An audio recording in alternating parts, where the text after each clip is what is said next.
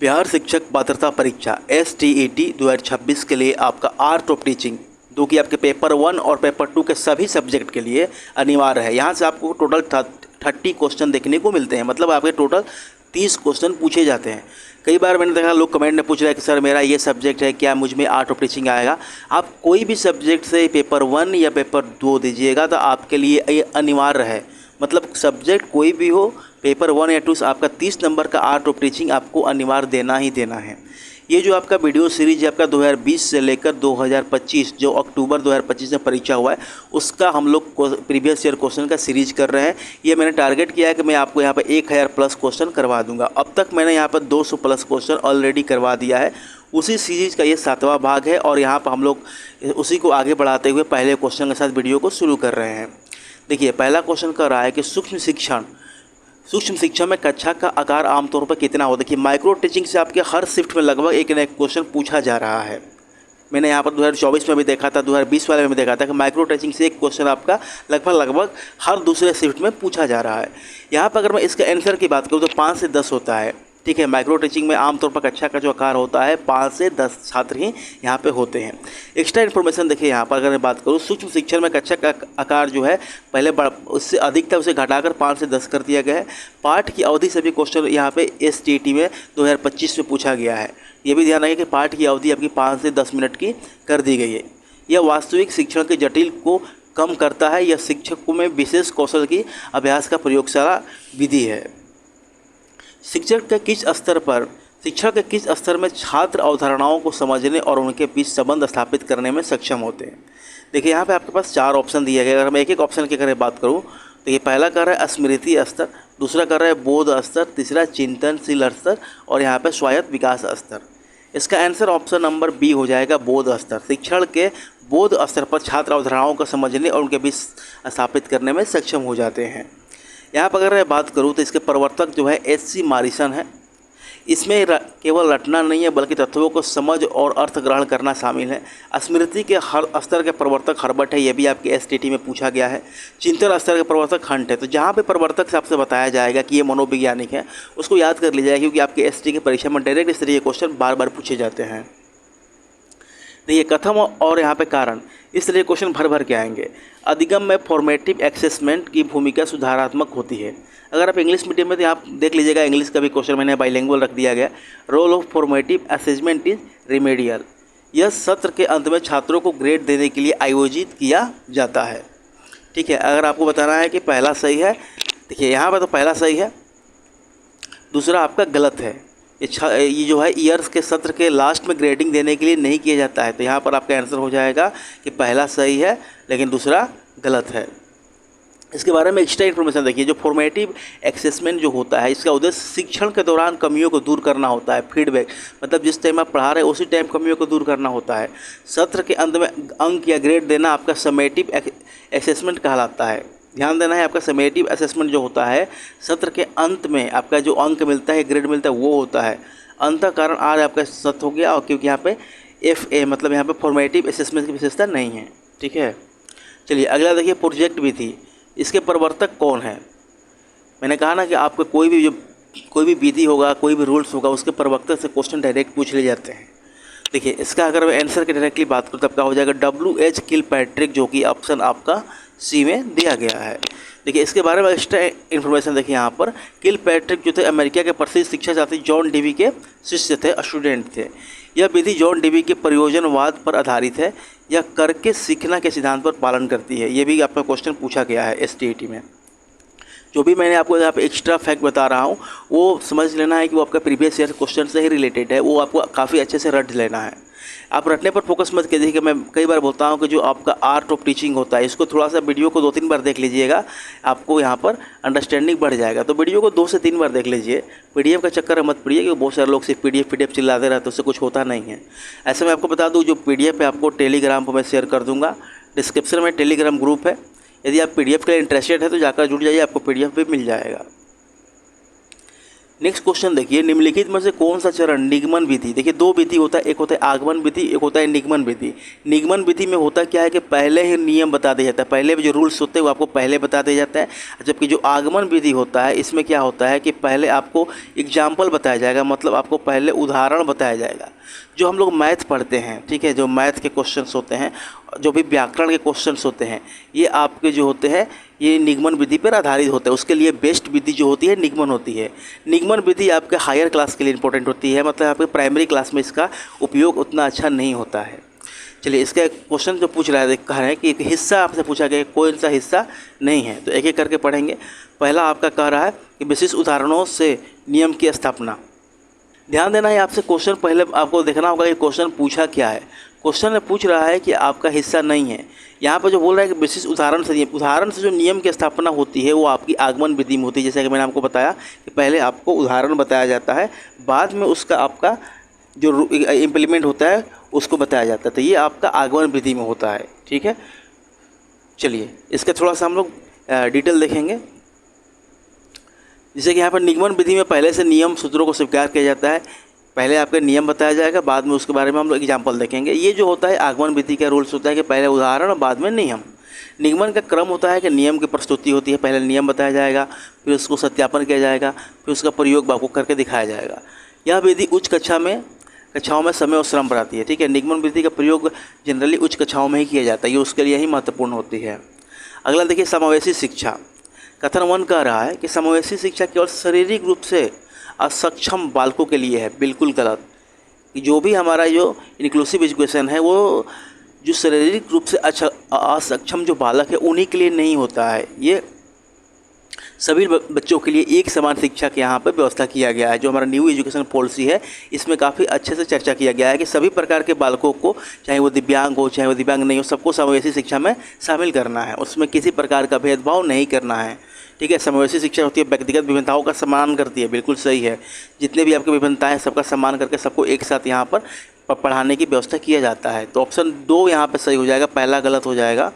तो देखेंगे पहला कथन सत्य है, 2 मतलब ऑप्शन सी यहाँ पे करेक्ट आंसर हो जाएगा। देखिए यहाँ पर एक्स्ट्रा फैक्ट की बात करूँ तो समावेशी शिक्षा केवल दिव्यांग नहीं बल्कि सभी प्रकार के बालकों को शामिल करती है। यह सामाजिक, सांस्कृतिक, भाषाई और व्यक्तिगत विभिन्नताओं का उत्सव मनाती है। मान लें कि आपके क्लास में बहुत सारे छात्र हैं, कोई किसी संस्कृति से आता है, किसी की भाषा अलग है, कोई हिंदी बोलता है, कोई पंजाबी बोलता है, सब में कुछ ना डिफरेंस होता है। ये सारे जो विभिन्नताएँ होती है उसको ये उत्सव की तरह एक पॉजिटिव पॉइंट को लेकर ही चलती है। इसका सिद्धांत देखिए, बिना किसी भेदभाव की समान इच्छा। ठीक है, जहाँ भी समावेशी शिक्षा आएगा, समावेशी शिक्षा में भेदभाव करना ही नहीं है, ये भेदभाव का कड़ा विरोध करती है। कक्षा में पुनर्बलन मतलब यहाँ पर रिफोर्समेंट स्किल का उपयोग करते समय शिक्षक को किसका ध्यान रखना चाहिए। देखिए यहाँ पर 4 ऑप्शन दे गया है। मैंने आपको पिछला वीडियो में बताया था कि आपको थोड़ा सा नेगेटिव वर्ड पे ध्यान देना है। जब आपका क्वेश्चन पॉजिटिव है, मतलब यहाँ पर कहीं भी आपको नकारात्मक नहीं पूछ रहा है, तो आंसर भी आपका नकारात्मक नहीं होगा। ये जो केवल वर्ड होता है ये नकारात्मक को डिनोट करता है। तो कभी भी आपको पॉजिटिव क्वेश्चन हो तो उसका आंसर नेगेटिव नहीं होगा, आंसर भी सकारात्मक ही होगा। तो यहाँ पर ये आप इसको ऐसे एलिमिनेट कर सकते हैं। ठीक है, ऑप्शन डी भी आप एलिमिनेट कर सकते हैं। आप सी को थोड़ा सा देखेंगे, बिना वजह लगातार पुरस्कार देना, ये तो बिल्कुल गलत हो गया। यहाँ पर कह रहा है कि अगर आप पुरस्कार देते हैं तो एक तरीके से इसको नेगेटिव ही माना गया है।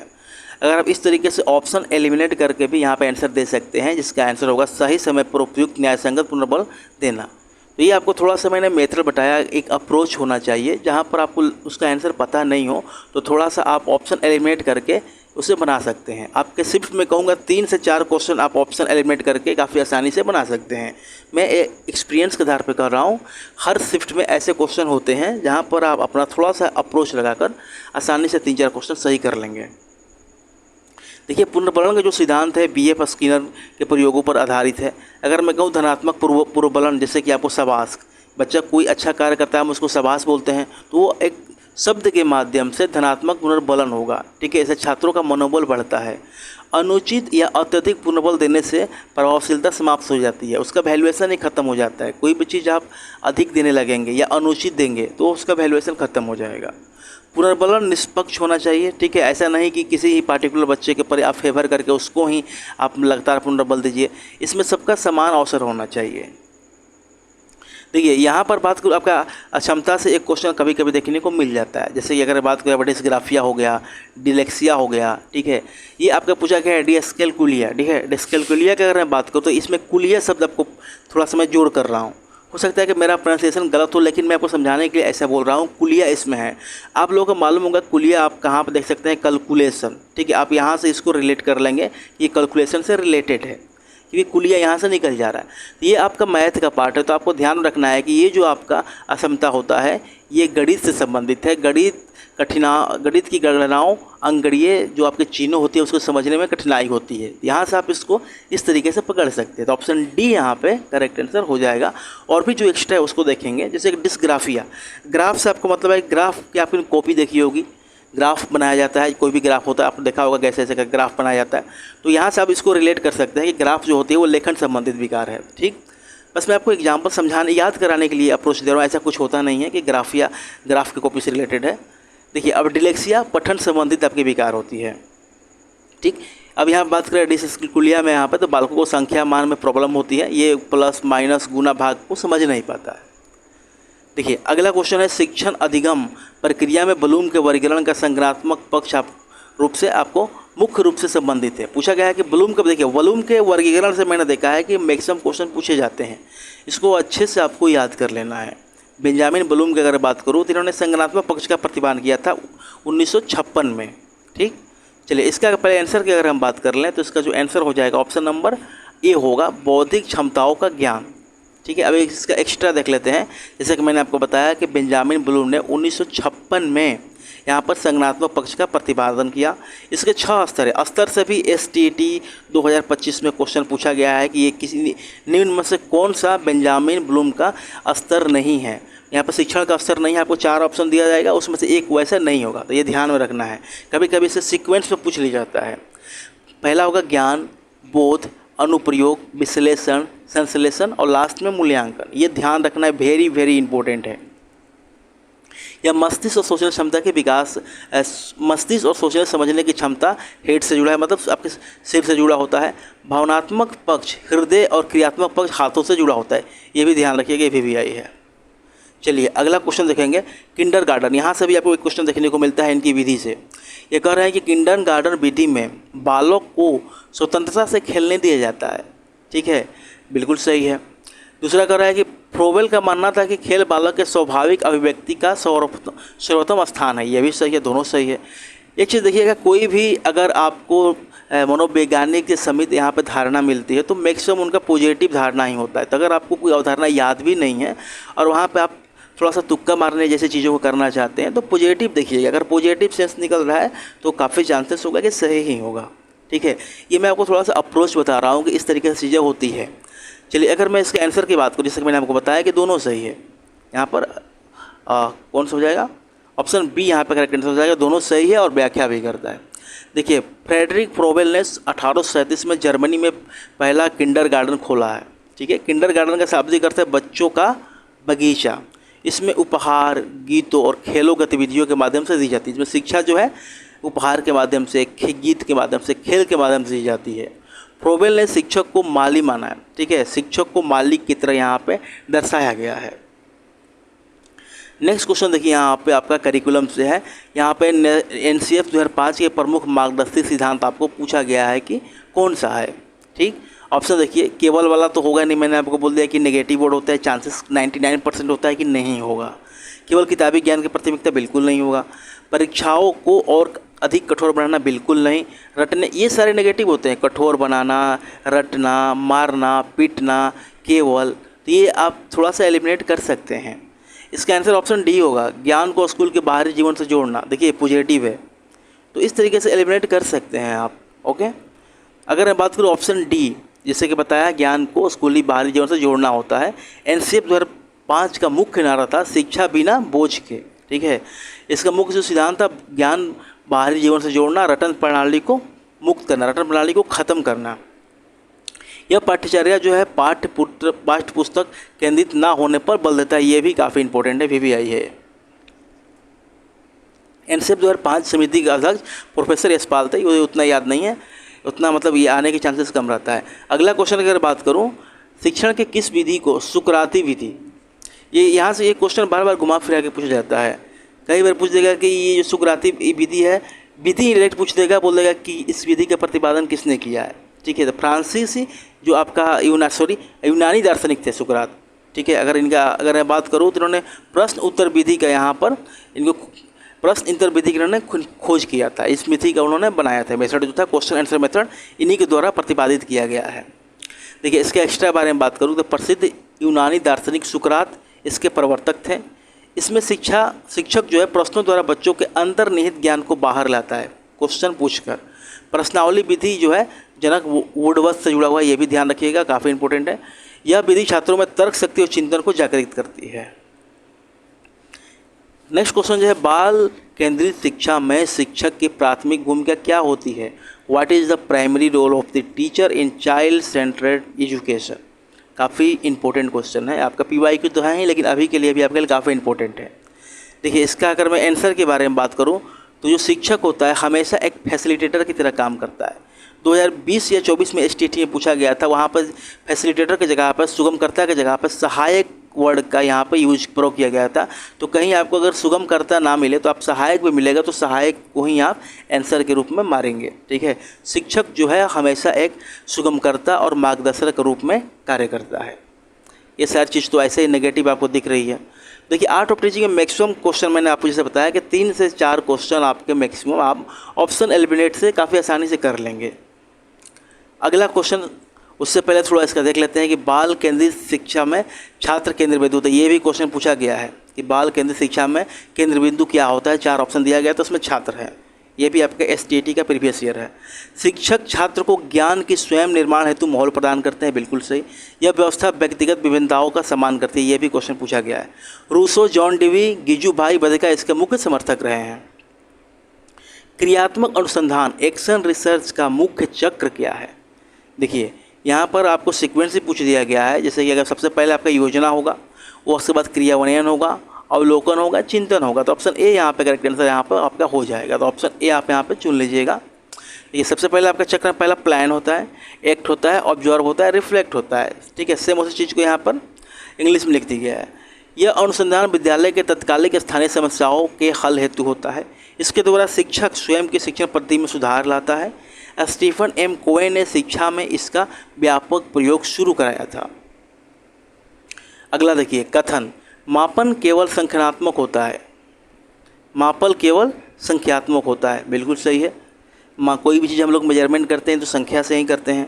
मूल्यांकन में मापन और मूल्य निर्धारण दोनों शामिल होते हैं, बिल्कुल सही है। दोनों स्टेटमेंट आपका सही हो जाएगा। तो अकॉर्डिंग टू ऑप्शन हम लोग ऑप्शन डी के साथ जाएंगे, क्योंकि कथन 1 और कथन 2 दोनों सही है। मापन केवल अंक और अंकगणितीय संख्या देता है, बिल्कुल। मूल्यांकन मापन प्लस मूल्य निर्धारण रहता है। मापन एक संकुचित प्रक्रिया है, जबकि मूल्यांकन एक व्यापक प्रक्रिया, ये याद रखिएगा। मूल्यांकन बताता है कि उद्देश्य किस सीमा तक पूरे हुए हैं। चलिए नेक्स्ट क्वेश्चन की अगर मैं बात करूं, अगला क्वेश्चन आपका न्यू एजुकेशन पॉलिसी 2020 से एक क्वेश्चन आपको देखने को बिल्कुल मिलेगा। ठीक है, न्यू एजुकेशन पॉलिसी 2020 के अनुसार नया स्कूली पाठ्यक्रम ढांचा क्या है? आपके पास 4 ऑप्शन दिया गया है। आपने पढ़ा होगा तो आपको मालूम होगा कि ऑप्शन सी जो है 5334, ये न्यू एजुकेशन पॉलिसी के अंदर आपका नया स्कूली पाठ्यक्रम इसको ऐड किया गया है। अगर इसके बारे में थोड़ा सा डिटेल की अगर मैं बात करूँ, देखिए फाउंडेशन स्टेज आपका 5 साल का होगा। प्रिपरेशनरी जो स्टेज जो होगा आपका 3 साल का होगा। मिडिल स्टेज आपका 3 साल का। सेकेंडरी स्टेज आपका 4 साल का होगा। यहाँ पर उम्र भी बताया गया है कि 3 साल। आंगनबाड़ी कक्षा 1-2, कक्षा 3 से 5 होगा आपका 3 वर्ष के बीच में। अगर बात प्रिपरेशनरी स्टेज में 3 से 5 होगा। मिडिल स्टेज में 6 to 8 आपकी कक्षा होगी और सेकेंडरी स्टेज में 9 से 12 आपका होगा। अच्छे से आप पढ़ लीजिएगा। न्यू एजुकेशन पॉलिसी का क्वेश्चन आपका आता है, कक्षा में विचार आवेशन ब्रेनस्टॉर्मिंग तकनीक का मुख्य प्रयोग क्यों किया जाता है? यह भी काफ़ी इंपॉर्टेंट है। ठीक है, आपका सारा प्रीवियस क्वेश्चन मैंने रखा है, तो ये आप कन्फ्यूजन नहीं रहे कौन सा किस ईयर है, इसमें आप कंफ्यूज मत होइएगा। मैंने यहाँ पर 3 बुक से कलेक्शन किया है, 1 बुक नहीं, मैंने 3 बुक का कलेक्शन करके यहाँ पर आपके लिए क्वेश्चन रखा है। आप लोगों को मालूम है कि हर बुक में थोड़ा थोड़ा डिफरेंस मिल जाता है। जो डिफरेंस मिलता है वो आपका थोड़ा सा ये एक्सप्लेनेशन मिलता है। इसको कलेक्ट करना, कुछ अपने से इसमें रखना, ये इंपॉर्टेंट है, क्योंकि एक्स्ट्रा फैक्ट आपको कहीं नहीं मिलेगा। और जो एग्जाम ओरिएंटेड एक्स्ट्रा फैक्ट है वो इंपॉर्टेंट होता है। ऐसे तो आपको बकवास तो हर बुक में मिल जाएगा। ठीक है, तो बकवास नहीं, मैंने बस आपको टू द पॉइंट जो आपकी परीक्षा के लिए काफ़ी इंपॉर्टेंट है वही एक्स्ट्रा फैक्ट के रूप में रखा है। तो सबसे इंपॉर्टेंट मेरे अकॉर्डिंग आप यहाँ पे एक्स्ट्रा फैक्ट पर ध्यान दीजिएगा। वीडियो को 2 बार तो कम से कम जरूर देखना है, ठीक है, 2 बार देखेंगे, एक बार नॉर्मल स्पीड में देखिएगा, एक बार डबल में। इससे ये आपकी चीज़ें दिमाग में सेट हो जाएंगी। PDF से याद नहीं होता है, ध्यान रखिएगा। वीडियो देखने से लगभग 70% आपके माइंड में ये सारी चीज़ें सेट हो जाती हैं। चलिए क्वेश्चन को देखते हैं कि कक्षा में विचार आवेशन तकनीक का मुख्य प्रयोग क्यों किया जाता है। चलिए इसको थोड़ा सा ऑप्शन से देखेंगे। पहला कर रहा है केवल शांति बनाए रखने हेतु। मैंने आपको बताया कि अगर आपका क्वेश्चन पॉजिटिव है, मतलब क्वेश्चन में कहीं भी आपका नकारात्मक नहीं पूछा गया है, नेगेटिविटी नहीं है, तो ऑप्शन में भी नेगेटिविटी नहीं होगा। यहाँ पर पहला ऑप्शन में केवल जो वर्ड है, मैंने आपको कितनी बार बोला कि नेगेटिव होता है, तो ये इस हाल में भी, किसी भी हाल में नहीं होगा। अब देखिए, आपको मालूम होगा कि गृह कार्य में बोझ को घटाने के लिए न्यू एजुकेशन पॉलिसी में बताया गया है, तो ये तो भी नहीं होगा। रटने की प्रक्रिया भी जो होती है इसको भी नेगेटिव माना गया है। तो थोड़ा सा यदि आपके पास नॉलेज होगा तो आप ऑप्शन एलिमिनेट करके इसका आंसर तक जा सकते थे। छात्रों में अपसारी चिंतन और सृजनात्मकता बढ़ाने के लिए ऑप्शन बी यहाँ पे करेक्ट आंसर हो जाएगा। देखिए यहाँ पर अगर हम बात करूँगे इसका एक्स्ट्रा इन्फॉर्मेशन, ब्रेनस्टॉर्मिंग के प्रतिपादक आपको याद रखना है एलेक्स ऑसबॉर्न है। इसमें बालकों को बिना किसी आलोचना के विचार, स्वतंत्र विचार रखने को दिए जाते हैं। बालक अपना विचार रखता है तो उस पर कुछ भी आर्गूमेंट, मतलब उसको उपहास नहीं करना है, मजाक नहीं बनाना है। यह समस्या समाधान हेतु नवीन और मौलिक विचारों का निर्माण करती है। यह विधि में बालकों में सृजनात्मकता, क्रिएटिविटी विकसित करते हैं। क्रिएटिविटी होती क्या है, मतलब बालक नए नए आइडिया लाता है, नए नए तरीके से सोचता है, नए नए उसके दिमाग में बातें आती है, वो होती है क्रिएटिविटी। देखिए अधिगम अक्षमता, डिस्ग्राफिया, मैंने आपको इससे पहले क्वेश्चन में बताया था, वो भी पूछा गया। ये भी देखिए मैंने आपको बताया कि अक्षमता से एक क्वेश्चन आपको देखने को मिल जाता है, इसमें भी मिल जाता है। आप CTET का भी तैयारी कर रहे हैं तो वहाँ भी ये क्वेश्चन पूछा जाता है। पूछा जा रहा है कि डिस्ग्राफिया से पीड़ित छात्र को किस कार्य में सबसे अधिक कठिनाई होती है। मैंने बताया कि डिस्ग्राफिया में से आप ग्राफ से रिलेट करेंगे। ग्राफ ऐसे देखे होंगे, ग्राफ जो होता है, तो ग्राफ किससे संबंधित होता है, लिखने से संबंधित होता है, ठीक है। तो लिखने की बात करो तो ये देखिए, बोलने का तो होगा नहीं, सुनने का तो होगा नहीं, चित्र देखने का होगा नहीं, ये अक्षरों के बनावट और सुंदर लेखन से संबंधित होगा। तो यहाँ से थोड़ा सा ग्राफ से रिलेट कर कर आप इसको रख सकते हैं लॉजिक के रूप में। अगर मैं बात करूँ यहाँ पर, तो देखिए बालक पेन पेंसिल पकड़ने में शारीरिक नियंत्रण खो देता है, ये फाइन मोटर कंट्रोल खो देता है इसमें। डिलेक्सिया पठन विकार होता है। डिस्कैल्कुलिया गणितीय विकार होता है, ये ध्यान रखिएगा, यहाँ से क्वेश्चन कभी कभी बन जाते हैं। पोर्टफोलियो मूल्यांकन का सबसे प्रमुख लाभ क्या है। देखिए यहाँ पर 4 ऑप्शन दिए गए हैं, यहाँ पर भी आप ऑप्शन एलिमिनेट कर सकते थे। ये ऐसे आपके ऑप्शन हर बार देखने को मिलेंगे, ठीक है। ऑप्शन ए यहाँ पे करेक्ट आंसर हो जाएगा। छात्र के विकास और प्रगति के क्रमिक रिकॉर्ड रखना, ये नेगेटिव वाले तो होंगे नहीं क्योंकि इसमें केवल लगा है। शिक्षक का कागजी काम खत्म करना, ये तो कभी हो ही नहीं सकता। अगर शिक्षक कागजी काम खत्म कर देंगे तो क्या पढ़ाएंगे। चलिए इसका एक्स्ट्रा फैक्ट भी देख लेते हैं कि पोर्टफोलियो छात्र के कार्य को उद्देश्यपूर्ण एवं क्रमिक संग्रह है। यह निश्चित समय में छात्रों की समृद्धि को प्रदर्शित करता है। इसमें चित्रकला, असाइनमेंट, प्रोजेक्ट और स्वमूल्यांकन शामिल होते हैं। CCE सतत व्यापक मूल्यांकन के अति महत्वपूर्ण स्थान होता है। नेक्स्ट क्वेश्चन देखिए, कक्षा में प्रभावी शिक्षण अधिगम वातावरण निर्मित करने के लिए शिक्षक को क्या करना चाहिए। यहाँ पर आपके पास 4 ऑप्शन हैं। हम लोग पहले ऑप्शन को देखेंगे, क्योंकि मैं अगर आपको ऑप्शन से समझाने की कोशिश करूँगा तो आप इसको अच्छे से समझ पाइए, क्योंकि इस तरह क्वेश्चन को रटा नहीं जाता है। ये जो क्वेश्चन आएंगे ऐसा नहीं है कि सेम आ जाएगा, आपको रटना नहीं है, बस अंडरस्टैंडिंग बिल्डअप करना है कि किस तरीके से हमको यहाँ पे डील करना है। जैसे कि यहाँ पर देखिए पूछ रहा है पॉजिटिव की प्रभावी शिक्षण अधिगम वातावरण निर्मित करने के लिए शिक्षक को क्या करना चाहिए। ये कर रहा है केवल कठोर नियम लागू करना चाहिए, तो कभी हो नहीं सकता। ये कर रहा है केवल मेधावी छात्रों को अवसर देना चाहिए, ये भी नहीं हो सकता क्योंकि इसमें केवल भी लगा है। और इसका लाइन भी गलत है, क्योंकि मेधावी छात्र जो भी पढ़ने में तेज है उनको ही अवसर क्यों दें। हमारी समावेशी शिक्षा जो कहती है कि सभी को एक समान आपको वैल्यू देना है। छात्रों को प्रश्न पूछने से रोकना, ये तो बिल्कुल गलत है, क्योंकि छात्र जितना प्रश्न पूछेगा उतना ही उसके अंदर उसका डेवलपमेंट होगा। तो यहाँ पर ऑप्शन सी पॉजिटिव है, प्रजातांत्रिक, सहयोगात्मक, भयमुक्त माहौल बनाना। ऑप्शन सी यहाँ पे करेक्ट आंसर होगा। तो इस तरीके से आपको आंसर तक पहुँचना है, रटना नहीं है, ठीक है। आर्ट ऑफ टीचिंग यदि आप रटने लग जाइएगा तो कभी आप इसमें अच्छा नंबर नहीं ला पाएंगे। देखिए यहाँ पर भयमुक्त और सहयोगात्मक वातावरण में बालकों का संज्ञानात्मक विकास तीव्र होता है। कक्षा में द्विमार्गी संप्रेषण होना चाहिए। शिक्षक को सभी बालकों का समान अवसर देना चाहिए। सकारात्मक पुनर्बलन से बालकों की जिज्ञासा बढ़ती है। शिक्षण अधिगम प्रक्रिया का मुख्य उद्देश्य क्या होता है? यहाँ पर आपको 4 ऑप्शन दिया गया है, एक एक ऑप्शन करके देखेंगे। पहला कह रहा है कि शिक्षार्थी के व्यवहार में वांछित परिवर्तन लाना। बिल्कुल सही है। ये क्वेश्चन 3 से 4 बार रिपीट हो गया है।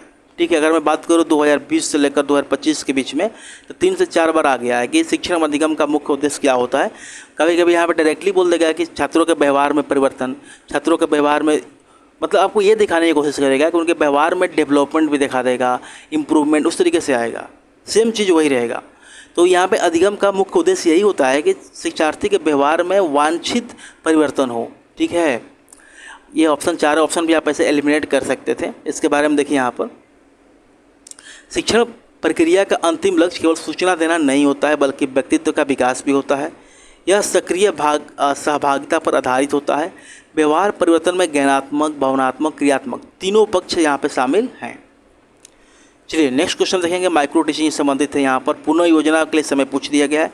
माइक्रो टीचिंग के जितने भी पार्ट है, हर पार्ट से क्वेश्चन पूछ लिया जाता है कि इस पार्ट में कितना समय लगता है। कहीं पूछ लगेगा कि प्रतिपुष्टि में कितना समय लगेगा, कभी पूछ लगेगा कि शिक्षण में कितना आपको समय देना है। तो सारे आपको याद रखना है। सूक्ष्म शिक्षण में पुनः योजना से आपको कितना समय निर्धारित होता है। अगर मैं इसके आंसर की डायरेक्टली बात करूँ तो आपका 12 मिनट होता है, याद रखिएगा।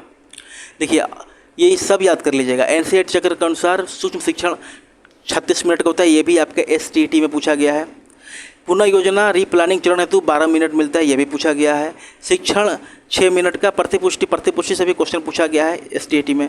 पुनः शिक्षण 6 मिनट का, पुनः प्रतिपुष्टि 6 मिनट का आपको निर्धारित रहता है। ये याद रख लीजिएगा, ये लाइन आपकी काफ़ी इंपॉर्टेंट है, ये दोनों। यह चरण प्राप्त फीडबैक के अनुसार सुधार हेतु समय देता है। नेक्स्ट क्वेश्चन की बात करें, यहाँ पर कथन दिया गया है 2 आपका, कथन और कारण है। पहला कह रहा है कि प्रदर्शन विधि में छात्र निष्क्रिय रहते हैं। बिल्कुल सही है, प्रदर्शन विधि में छात्र यहाँ पे एक्टिव नहीं रहते हैं। ऑप्शन आर कर रहा है कि इसमें केवल शिक्षक के मुख्य रूप से प्रयोग संपन्न करता है। बिल्कुल, जो आपका डेमोन्स्ट्रेशन जो दिखाया जाता है उसमें छात्र निष्क्रिय होकर सिर्फ देखते हैं और सारा जो कार्य होता है उस टीचर ही करता है, और ये शिक्षक केंद्रित विधि मानी जाती है। प्रदर्शन जो विधि होती है वो कौन सी विधि होती है आपकी? शिक्षक केंद्रित विधि। ये भी इंपॉर्टेंट है, आपसे डायरेक्टली पूछ लिया जाएगा। चलिए इसके बारे में देखेंगे। जैसे कि मैंने आपको बताया कि यह शिक्षक केंद्रित विधि होती है। शिक्षक प्रयोग दिखाता है, छात्र देखते और सुनते हैं। यह विधि विज्ञान शिक्षण में कम खर्चीली और सुरक्षित है। छात्रों की सक्रियता बढ़ाते होते प्रयोगशाला विधि के साथ जोड़ा जाता है। शिक्षण का ज्ञात से अज्ञात और सूत्र किस सिद्धांत पर कार्य करता है? ज्ञात से अज्ञात जो सूत्र है वो आपका जो पूर्व ज्ञान से नए पाठ की शुरुआत, ऑप्शन नंबर डी यहाँ पर ये आंसर करेक्ट आंसर हो जाएगा। इस पर ये कार्य करता है। ठीक है, अगर मैं बात करूँ यहाँ पर तो ये शिक्षण का एक मूलभूत शिक्षण सूत्र होता है। पाठ योजना में प्रस्तावना पत्र इसी पर आधारित होते हैं। जब नए ज्ञान को पुराने ज्ञान से जोड़ा जाता है तो अधिगम अस्थायी और अर्थपूर्ण बनता है। ये इम्पोर्टेंट है। यह बच्चों को मानसिक भय को कम करता है। नेक्स्ट है आपका ब्लूम का वर्गीकरण के अनुसार संशोधित रूप 2001 में शीर्ष स्तर पर किसे माना गया है? देखिए पिछले बार मैंने आपके 6 वीडियो आपका अपलोड कर दिया। मैंने देखा कि लोग इंटरेस्ट नहीं ले रहे हैं, बहुत कम ही लाइक आ रहा है। यहाँ पर व्यू 2-3 हज़ार हो जा रहा है, लेकिन लाइक आपका 100 के आसपास रहता है। तो यदि आपको वीडियो पसंद नहीं आ रहा है तो कमेंट में लिख सकते हैं कि हाँ आपके अकॉर्डिंग क्या मेरे में कमी रह गई, किस तरीके से क्या प्रॉब्लम है, क्या कमी, आप सजेस्ट जरूर कीजिएगा। नेक्स्ट टाइम आपको इम्प्रूव करके वीडियो प्रोवाइड किया जाएगा। लेकिन आपका एक रिस्पॉन्स रहेगा कि आपको थोड़ा सा लाइक कर देना है। वीडियो आपको थोड़ा सा भी लग रहा है कि मैंने आपके लिए एफर्ट किया है तो लाइक जरूर कीजिएगा। देखिए ब्लूम से एक क्वेश्चन आपका निश्चित देखने को मिलेगा। अगर आंसर कर मैं बात करूँ तो आपका ऑप्शन नंबर ए हो जाएगा, सृजन करना, क्रिएटिंग। ब्लूम के वर्गीकरण के अनुसार संशोधित रूप में शीर्ष स्तर पर आपका सृजन करना माना गया है। ठीक है, यहाँ पर बात करें 2001 में लॉरिन एडरसन और डेविड कर्सनाल ने ब्लूम के वर्गीकरण का संशोधित किया था। इनमें संशोधन किया गया था। संशोधित ज्ञान संज्ञानात्मक पदों की क्रिया के रूप में बदला गया है। 1956 में मूल मॉडल में सर्वोच्च स्तर आपका मूल्यांकन था। ठीक है, 2001 के बाद इसको चेंज कर दिया गया है। संशोधित मॉडल में मूल्यांकन 5वें स्थान पर आ गया है और सृजन आपका पहले स्थान पर आ गया है। काफ़ी इंपॉर्टेंट आपका है इसके लिए। देखिए अगला आपका कथन है। कथन 1 कह रहा है कि निदान के बिना दिया गया उपचार मतलब रिमेडियल दिशाहीन होता है। बिल्कुल सही है। पहले डायग्नोसिस होता है, उसके बाद रेमेडियल होता है, ये भी क्वेश्चन पूछा गया है। उपचारात्मक शिक्षण, देखिए ये तो पूछा गया है, जैसा कि मैंने आपको बताया कि वो भी पूछा गया है कि डायग्नोसिस के बाद किया क्या जाता है, निदान करने के बाद आगे का क्या आपका जो भी स्टेप रहेगा, आगे क्या आपके लिए करना चाहिए, इस तरीके से क्वेश्चन आपका बनाकर पूछा गया है STAT में। कथन 2 देखिए, उपचारात्मक शिक्षण केवल प्रतिभाशाली छात्रों के लिए होता है। बिल्कुल गलत है। केवल क्यों प्रतिभाशाली छात्रों के लिए होगा, सारे छात्रों के लिए होगा। तो ये तो नेगेटिव ऐसे ही आपका गलत दिख रहा है, तो मतलब केवल फर्स्ट ही सही है। तो देखेंगे ऑप्शन आपका ऑप्शन बी हो जाएगा। कथन 1 सही है और कथन 2 आपका असत्य है, तो ऑप्शन बी यहाँ पे करेक्ट आंसर हो जाएगा। यह आपका निदानात्मक परीक्षण की बात करूँ, छात्रों के अधिगम कठिनाई का सटीक कारण पता चलता है। उपचारात्मक मतलब डायग्नोसिस में क्या होता है कि पिछड़े या कठिनाई महसूस कर रहे हैं बालकों हेतु होता है, ठीक है। यह आपका केवल प्रतिभाशाली बालकों को सीमित नहीं होता है, सभी बालकों के लिए होता है। निदान के बाद दिया गया शिक्षण ही परिणामदायक होता है। अब देखिए यहाँ पर श्रव्य शिक्षण सामग्री का उदाहरण आपसे पूछा गया है। कभी कभी आपसे पूछ लिया जाएगा श्रव्य से, कभी सभी आपसे पूछ लिया जाएगा दृश्य से, मतलब जो दिखाई देता है। श्रव्य मतलब ऑडियो लर्निंग, मतलब जिसको हम सुन सकते हैं, ठीक है। तो थोड़ा सा सेंस लगा सकते हैं कि रेडियो और टेप रिकॉर्डर से आप सुन सकते हैं। ये आपकी श्रव्य आपके ऑडियो लर्निंग मटेरियल में आ जाएगा, ऑप्शन सी। जैसे कि अगर बात किया कि जो चीज़ सुनकर ग्रहण की जाता है वो आपकी श्रव्य सामग्री हो जाएगी। मानचित्र फ्लैट्स का आपके दृश्य सामग्री हो जाएंगे। टेलीविज़न और कंप्यूटर आपका दृश्य और श्रव्य, मतलब जिसे आप देख भी सकते हैं, सुन भी सकते हैं, ऑडियो विजुअल एड्स, ठीक है, इसके अंतर्गत आता है। यहाँ से भी क्वेश्चन आपका STET में पूछा गया है। यह सामग्री भाषा के श्रवण कौशल को सुधारती है। नेक्स्ट क्वेश्चन की अगर मैं बात करूँ, आपका अधिगम अशक्तता, आपका अफेसिया या डिस्फेसिया का संबंध मुख्य रूप से किससे? देखिए अक्षमता से एक क्वेश्चन के चांसेस रहते हैं, तो आप 2-3 मैक्सिमम 4 रहते हैं, सबको याद कर लीजिएगा। क्वेश्चन आपका निश्चित रूप से दिखने को मिलेगा। इसका अगर बात करूँ आपका, तो डिस्फेसिया जो होता है कि भाषा से संबंधित है, भाषा संप्रेषण मौखिक अभिव्यक्ति करने में आपको प्रॉब्लम होता है। ऑप्शन डी यहाँ पे करेक्ट आंसर हो जाएगा। देखिए अगर मैं इसके बारे में थोड़ा सा और देखूँ तो अफेजिया मस्तिष्क के क्षति के कारण उत्पन्न वाक्य एवं भाषा विकार होता है। बालक दूसरे की बात समझने में और अपनी बात कहने में असमर्थ महसूस करते हैं। डिस्ग्राफिया भी क्वेश्चन में पूछा गया है, लेखन से संबंधित है। और डिस्कैलकुलिया भी पूछा गया है, गणितीय विकार से संबंधित है। मैंने 2025 में भी क्लास लिया था, मैंने 2023 वाला 20 वाला में भी क्लास लिया था, तो मुझे इतना एक्सपीरियंस है कि कौन से क्वेश्चन आते हैं, कि किसके चांसेस ज़्यादा रहते हैं, उसके बेस पर मैंने आपके लिए एक्स्ट्रा फैक्ट सबसे अधिक मेहनत करके मैंने ये आपके लिए लाया है। नेक्स्ट क्वेश्चन देखिए आपका, इकाई योजना, कथन 1 कह रहा है कि इकाई योजना गेस्टोल्ट मनोविज्ञान पर आधारित है। बिल्कुल सही है, ऑप्शन ए तो आपका करेक्ट है। गेस्टोल्ट मनोविज्ञान अंश से पूर्ण की ओर, स्थान पर पूर्ण से अंश की ओर बल देता है। बिल्कुल सही है, ऑप्शन 2 भी आपका सही है। तो ये आपको सिद्धांत याद होगा तभी आप इसको कर पाइएगा। तो इसका अगर मैं बात करूँ, आपका दोनों सही है और सही व्याख्या भी करता है, तो ऑप्शन ए आपका करेक्ट आंसर हो जाएगा। देखिए इकाई योजना के जनक आपका SC मर्सन माना जाते हैं। गेस्टोल्ट सिद्धांत का नियम होता है कि बालक पहले संपूर्ण विषय को देखता है, फिर उसके भागों को देखता है। यहाँ से क्वेश्चन एक बार और बनाता है STAT में, ये इनका सिद्धांत याद रखिएगा। इसमें होता है कि जैसे कि मान लेते हैं कि अगर आप बालक को कोई पिक्चर दिखाइएगा जिसमें नदी भी है, ठीक है, पेड़ भी है, इसमें चिड़िया भी है, तो बालक सबको पहले एक बार में देखेगा, उसके बाद एक एक करके देखेगा कि हाँ इसमें चिड़िया भी है, पक्षी भी है, आदमी भी है, नदी भी है। तो वही सिद्धांत इनका गेस्टोल्ट के द्वारा दिया गया है। इसलिए इकाई योजना में पूरे पाठ्यक्रम को एक एकीकृत इकाई के रूप में देखा जाता है। ये अधिगम को समग्रता सार्थकता प्रदान करता है। नेक्स्ट क्वेश्चन देखिए आपका, कक्षा में शाब्दिक ध्यानात्मक पुनर्बलन का आपका उदाहरण बताना है। देखिए पुनर्बलन का मतलब क्या होता है? पॉजिटिव, एक तरीके से कहूँगा कि मोटिवेशन आप समझते हैं, मतलब बच्चों को कुछ ऐसा बोलिए जिसको सुनकर बच्चों को अंदर से थोड़ा सा एनर्जेटिक फील हो, उनको अच्छा लगे, वे और भी उत्साहित हों।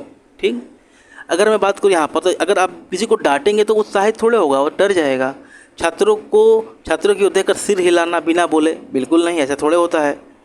छात्रों को अगर सिर हिलाना नहीं, अगर मैं कहूँ ये वाला सबसे बेहतरीन है, शाबाश बहुत बढ़िया, ऐसा करने से ज़्यादा उनको धनात्मक पुनर्बलन मिलेगा। ठीक है, ये देखकर थोड़ा सा मिल सकता है कि सिर देकर सिर हिला सकते, थोड़ा स्माइल दे सकते हैं, वो पॉजिटिव थोड़ा सा रहेगा, लेकिन सबसे बेस्ट आपका ये रहेगा। ऑप्शन बी, शब्दों की प्रयोग करके सराहना शाब्दिक पुनर्बलन कहलाता है। बिना बोले मुस्कुराना या सिर हिलाना अशाब्दिक में आ जाता है। देखिए यह ध्यान रखिएगा, सिर हिलाना हो गया या बिना बोले हो गया, ये आपको अशाब्दिक में आएगा, लेकिन ये पुनर्बलन नहीं है, लेकिन नॉन वर्बल होगा। पुनर्बलन छात्रों के सही व्यवहार को दोहराने में मदद करता है। स्किनर ने शिक्षण में पुनर्बलन को अत्यंत प्रभावी माना है। नेक्स्ट क्वेश्चन देखिए, कक्षा में प्रजननतांत्रिक शैली डेमोक्रेटिक स्टाइल की क्या मुख्य पहचान है? आपसे पहचान पूछा गया। देखिए अगर मैं यहाँ पर ऑप्शन से देखूँ तो ऑप्शन आपका पहला कर रहा है कि शिक्षक को एक तरफा कठोर शासन। डेमोक्रेटिक में कैसा एक तरफा होगा, ये तो ऐसे ही गलत है। छात्रों को पूरी तरह लवारिस, बिल्कुल गलत है, क्यों लवारिस छोड़िएगा। केवल दंड व्यवस्था, बिल्कुल गलत है। मतलब आपको दिख जाएगा आपके ऑप्शन में नेगेटिव ज़्यादा रहेगा अगर आपके इस तरीके के क्वेश्चन आएंगे। शिक्षक और छात्रों के मध्य आपसी विमर्श और स्वतंत्रता, ऑप्शन सी करेक्ट आंसर हो जाएगा। देखिए प्रजातांत्रिक शैली में छात्रों को प्रश्न पूछने की राय देने की आज़ादी होती है। यह शैली छात्रों में आत्मविश्वास, सामाजिकता को बढ़ाती है। एक तंत्रीय जो शैली होती है इसमें शिक्षक हुक्म चलाता है, जो कि हमारी न्यू एजुकेशन पॉलिसी के अकॉर्डिंग ये अलाउ नहीं है। बाल केंद्रित शिक्षा प्रजातांत्रिक माहौल को समर्थन करती है, बिल्कुल, और बाल केंद्रित में बच्चा ही सर्वोपरि होता है। अगला क्वेश्चन देखिए, न्यू एजुकेशन पॉलिसी के अनुसार परख का संबंध किससे है? परख का संबंध अगर मैं बात करूँ, छात्रों के समग्र मूल्यांकन राष्ट्रीय आकलन मानक से होता है।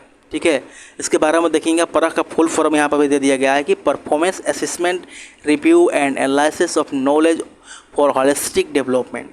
याद रखिएगा, एक बार मैंने देखा था किसी चीज़ का आपका फुल फॉर्म भी आया था, STT में याद नहीं आ रहा है, वो शायद एजुकेशन पॉलिसी से था या किसी का सिद्धांत था। ये अगर बात करूँ आपका 2020 की नीति के तहत एक स्थापित राष्ट्रीय मूल्यांकन केंद्र है। इसके उद्देश्य विभिन्न बोर्ड को आकलन, समानता और मानों को स्थापित करना है। यह 360 डिग्री समग्र रिपोर्ट कार्ड को बढ़ावा देता है, ये भी आपका इम्पोर्टेंट है। देखिए शिक्षण सूत्र आपका मूर्त से अमूर्त की ओर का प्रयोग किस लिए किया जाता है? अगर मैं इसका आंसर की डायरेक्टली बात करूं तो ऑप्शन ए हो जाएगा। पहले बच्चे को प्रत्यक्ष वस्तुएं दिखाकर फिर काल्पनिक संकल्प, जो उसकी संकल्पनाएं होती है, इमेजिनेशन होती है, थिंकिंग होती है, उसके लिए इसका प्रयोग किया जाता है। तो ऑप्शन ए यहाँ पे करेक्ट आंसर हो जाएगा। देखिए इसके बारे में एक्स्ट्रा इन्फॉर्मेशन, मूर्त वे वस्तु है जिनको बालक देख सकता है, ठीक है, छू सकता है। पियाजे के अनुसार बालक पहले मूर्त संक्रियात्मक अवस्था से सीखता है। इसकी अवस्था भी बताई गई है 7 से 11 वर्ष। TLM का उपयोग अमूर्त विचारों को मूर्त बनाने के लिए होता है। यह बच्चों के अधिगम को सरल और सुगम बनाता है। नेक्स्ट क्वेश्चन, सतत एवं व्यापक मूल्यांकन CCE में पोर्टफोलियो की क्या भूमिका है? देखिए अगर इसका आंसर की बात करें तो आप आंसर तो डायरेक्टली ऑप्शन से जा सकते हैं, ऑप्शन एलिमिनेट करके, ठीक है, केवल लगा है। ऑप्शन बी ही यहाँ पर करेक्ट आंसर होगा, छात्रों के शैक्षणिक व सह शैक्षणिक प्रगति का प्रमाणिक रिकॉर्ड रखने में। चलिए इसका एक्स्ट्रा इन्फॉर्मेशन देखेंगे कि पोर्टफोलियो में छात्रों क्या होता है, क्रमिक और व्यवस्थित संग्रह होता है, इनका कंप्लीट संग्रह होता है। यह निश्चित समय में छात्रों की समृद्धि और प्रयासों को दिखाता है। इसमें प्रोजेक्ट्स, कलाकृति, टेस्ट पेपर, स्व मूल्यांकन भी शामिल होते हैं। यह अभिभावकों को बालक का सर्वांगीण चित्र प्रदान करता है। ये काफ़ी पोर्टफोलियो इंपॉर्टेंट होता है। साखी अभिक्रमित अनुदेशन का प्रतिपादक कौन है? अगर इसका आंसर की हम डायरेक्टली बात करें तो क्राउडर है। क्राउडर किधर दिख रहा है? हाँ, ऑप्शन सी में है, नॉर्मन ए क्राउडर। ठीक है, चलिए इसके बारे में एक्स्ट्रा इन्फॉर्मेशन भी मैंने यहाँ पर रखा है कि साखी अभिक्रमित जो इनके सिद्धांत है, नॉर्मन ए क्राउडर ने 1960 में इसका प्रतिपादन किया। रेखीय अभिक्रमित का BF स्किनर ने 1954 में किया था। साखीय मॉडल में बालक गलत उत्तर पर उसे उपचारात्मक शाखा रिमेडियल फ्रेम में भेजा जाता है। यह छात्र के लिए व्यक्तिगत विभिन्नता का अधिक ध्यान रखता है। कक्षा में श्यामपट्ट का सही उपयोग किस लिए किया जाना चाहिए? देखिए श्यामपट्ट से एक और आया था क्वेश्चन आपका एग्जाम में कि श्यामपट्ट का क्या इंपॉर्टेंट है, कुछ ऐसे ही करके आया था। मैंने पिछले क्लास में उसको आप लोगों को बताया था। ये जो पूछ रहा है कि श्यामपट्ट का सही उपयोग किस लिए किया जाना चाहिए, इतना तो आई थिंक आप लोग बता दीजिएगा कि इसका जो मुख्य उपयोग है, मुख्य बिंदु रेखा चित्रों सारांशों को स्पष्ट रूप से लिखने के लिए किया जाता है। ऑप्शन डी यहाँ पे करेक्ट आंसर हो जाएगा। देखिए श्यामपट्ट शिक्षण का एक पारंपरिक और सुलभ दृश्य साधन होता है। बोर्ड पर लिखावट साफ, सीधी और पठनीय होनी चाहिए। इससे भी क्वेश्चन आपका STT में बना था, बोर्ड के लिखावट पर लेकर। बोर्ड का प्रयोग केवल मुख्य बिंदु और रेखा चित्र हेतु होनी चाहिए, पूरी किताब लिखने के लिए नहीं। बिल्कुल सही है। लिखते समय छात्र का ये 45 डिग्री संबंधित आपका STT में क्वेश्चन पूछा गया है। अधिगम अक्षमता डिस्ग्राफिया, ये बार बार रिपीट होता है, ठीक है, बहुत बार रिपीट हो गया। ये जितनी बार आया उसको रख लिया गया है, ठीक है, ताकि आपको भी लग जाए कि क्वेश्चन काफ़ी इंपॉर्टेंट है। डिस्ग्राफिया आपका लिखने से संबंधित प्रॉब्लम होता है, और मैंने आपको बताया भी डिलेक्सिया पढ़ने से संबंधित। डिस्क्लेफिया भी आपका गणितीय गणना में जो प्रॉब्लम होती है उससे होती है, तो ये आपको याद कर लेना है। अगला क्वेश्चन देखिए, आपका क्वेश्चन कथन कर रहा है कि बहुसंवेदी शिक्षण सामग्री मल्टी सेंसरी TLM अधिगम को अस्थायी बनाती है। बिल्कुल सही है, ऑप्शन ए आपका करेक्ट है। यह एक साथ कई ज्ञानेंद्रियों को, जैसे कि आपका साइट, हायरिंग, टच को सक्रिय करती है। बिल्कुल सही है, और इसका सही आपका व्याख्या भी कर रहा है, तो ऑप्शन बी यहाँ पे करेक्ट आंसर हो जाएगा। इस तरीके कथन और कारण का जो ऑप्शन होता है मैक्सिमम, अगर मैं कहूँ तो पॉजिटिव आंसर होता है। मैक्सिमम मैंने देखा है कि दोनों सत्य होते हैं। अगर आपका टोटल अगर मैं कहूँ 10 क्वेश्चन आएगा तो 8 क्वेश्चन में दोनों सही होते हैं।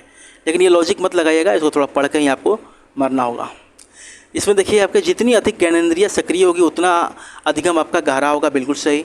एडगर डेल के अनुभव शंकु इसे प्रमाणित किया जाता है। द्रव्य सर्व सामग्री जैसे कि टीवी, कंप्यूटर अमूर्त विचारों को मूर्त बनाती है, ये भी ध्यान रखना है। विशेष आवश्यकता वाले बालकों हेतु बहुत संवेदी तकनीक वरदान होती है। नेक्स्ट क्वेश्चन देखिए, NCF 2005 के अनुसार प्राथमिक स्तर पर गणित शिक्षण का मुख्य उद्देश्य क्या है? अगर मैं इसका आंसर के आपका डायरेक्टली बात करना चाहूँ तो ऑप्शन नंबर आपका सी करेक्ट आंसर हो जाएगा। बालकों की सोच का गणितीयकरण, बालकों की सोच का गणितीकरण होना चाहिए। ऑप्शन सी यहाँ पे करेक्ट आंसर हो जाएगा।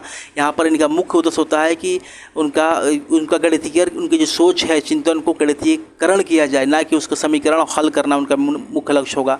सवाल को सिर्फ हल करना ही उनका मुख्य उद्देश्य नहीं है। गणित को दैनिक जीवन को अनुभव से जोड़ना यहाँ पर आपको सिखाना है बच्चों को।